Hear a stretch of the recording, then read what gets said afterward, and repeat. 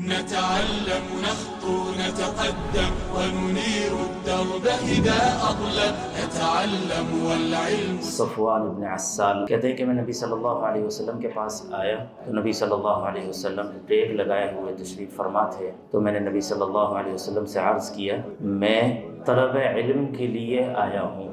نبی صلی اللہ علیہ وسلم نے ارشاد فرمایا مرحبا بطالب العلم، تو ہم بھی آپ کو کہتے ہیں کہ مرحبا بطالب العلم۔ ہماری خواہش ہے کہ یہ ایک باقاعدہ کمیونٹی ایک ڈیولپ ہو کہ الحمدللہ یہ خیر کی جگہ پر ہم آ کر ملتے ہیں اور ایک تعارف ایک دوسرے سے ہوتا ہے، تو بڑی اس کی اہمیت ہے۔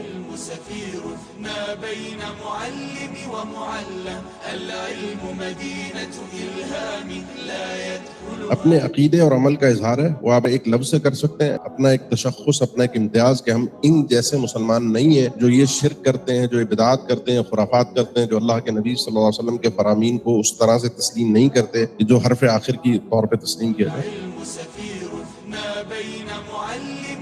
جب کسی معاملے میں اختلاف ہو تو اللہ اس کا رسول کی طرف لوٹو۔ اللہ اس کا رسول کی طرف لوٹنے کا معنی کیا ہے؟ قرآن اور حدیث کی طرف لوٹو۔